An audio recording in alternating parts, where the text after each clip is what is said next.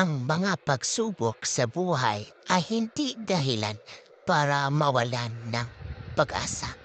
Kailangan mong patuloy na maniwala sa sarili at sa mga pangarap mo.